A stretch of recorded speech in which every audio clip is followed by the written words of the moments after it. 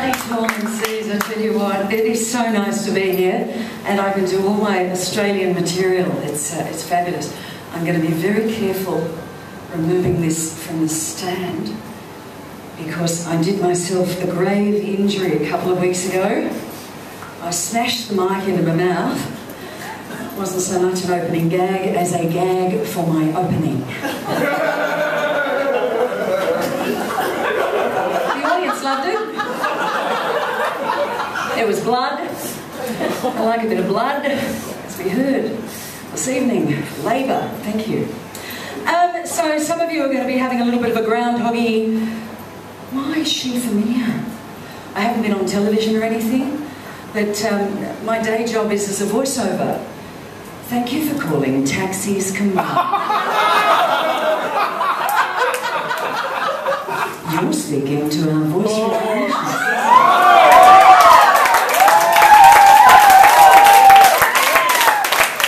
That's so cool.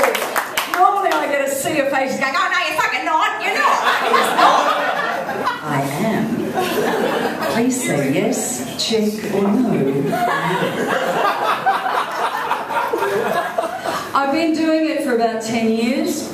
And the funny thing is, about midnight, 3 o'clock in the morning, in that time frame, the hair starts to rise on the back of my neck because I know all over Sydney somebody's going, yes, stupid bitch! I said Clavelli!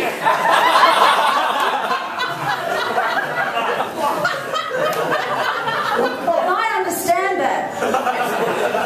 Because I speak to myself, and I say to myself, I'm sorry, I don't understand you. It's a Valgalla! Transferring you to another. And then I get, Taxis Combined, where you going? Well, that's voice matching, isn't it?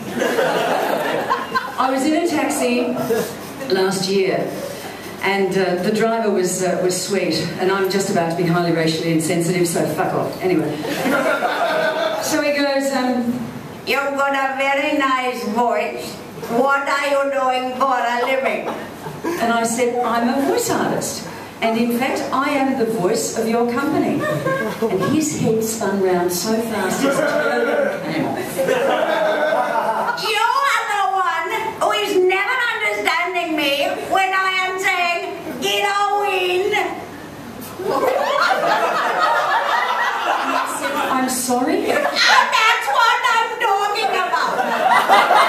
I am finishing work. I'm needing to go home to get a win. I need to catch a taxi. I call you. I say, get a win. You say, I'm sorry. You're not understanding. It takes me. Then I finally get through to the operator. And it's all right. How do I get there first? Oh, it's easy. I said, what you do? I say, you're speaking to our voice recognition system. Please say yes, check, or no, now. And then you say, blah, blah, blah, blah, blah. I am saying blah, blah, blah. How many blahs must I be saying?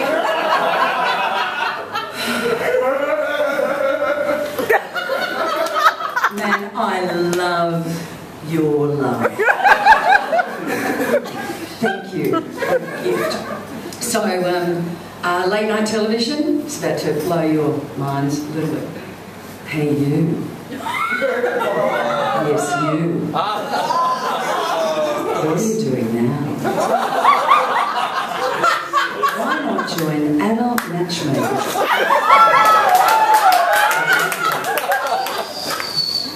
There you go, is that fantasy?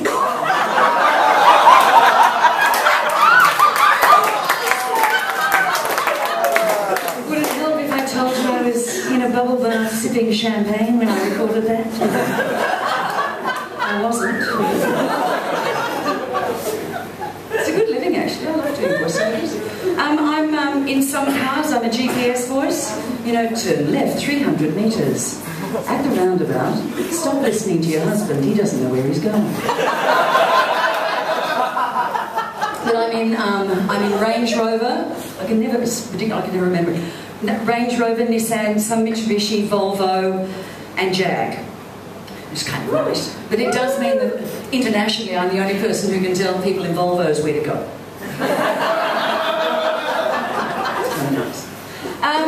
So I'm also, I'm one of the Foxtel voices.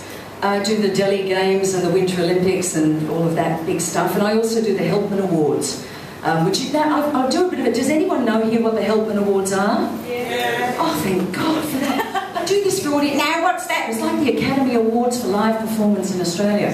So we do this at the Opera House, and it means that I have to crawl up a ladder to a little platform. I shouldn't do that, should I? Okay. Jesus. Anyway, so I have to crawl up this tiny little ladder and go through a tiny little hole onto a tiny little platform where I stay for like 6 hours with a little TV screen in front of me saying, and the nominations are... So this year when you watch it on Foxtel, you're like, that's Ella. Anyway, so the first time I am doing this, which is a couple of years ago now, I'm going up this ladder and I had worn entirely inappropriate clothing. I had worn a dress and boots, high boots. And so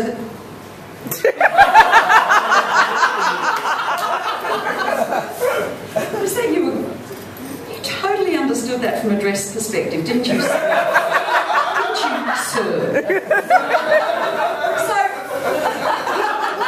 I'm going hand over hand on the ladder, and they're a bit concerned because they haven't had a girlie doing this before, and it's like a long way. It's a long way up, and I'm halfway up the ladder, and the sound manager's right behind me with his little boom mic and his special little belt with all his doodads on it. You know, it's very special because he goes, "How you going, Ella?" And I went, "Oh, I'm fine. I just wish I'd worn my knickers." Now, there's a rehearsal going on. We have the Australian Ballet. We have Opera Australia. David Campbell. We've got Jimmy Barnes. We've got bloody Australian entertainment in the building. And I'm a little bit nervous. And it was made even worse when the stage manager said, "Ms. James, your microphone is live to front of house."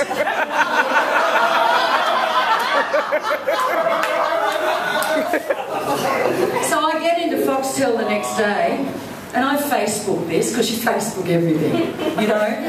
If you don't Facebook, it didn't happen. Right? I live on Facebook. I actually have to make sure that I don't Facebook every 30 seconds, otherwise people will think I don't have a life. Stina's anxiety. What if I don't type something interesting? So I Facebooked all of this and I go into work and I say, "Great night." And they went, "Yeah, you got your knickers on?" I said, "You're not a Facebook friend." And he said, "Ella, it went back to the production van and out to North Ryde faster than you can say, 'It's a G-string.'" Did you ding me? I'm half deaf because I'm old. Did you ding me? You can say. Oh, are you?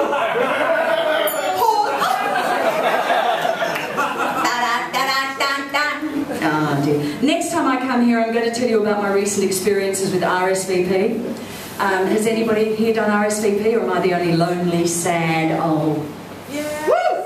1, 2. Yes, that explains it. You're all women. Can I tell you, these guys are liars. Their photos are so old, they're sepia. And they're wearing flares. I'll talk to you about it a little bit later. Anyway, so that's me, voiceover artist. I'm everywhere. I'm ubiquitous. I'm on television. I'm on radio. The following program contains nudity, violence. So pity my ex-boyfriends. They've just cracked a long neck and they're sitting on the lounge ready to watch the Delhi Games, and it's me. They get a brand new Jaguar. It's me. They can't order a taxi. They can't even order a blowjob.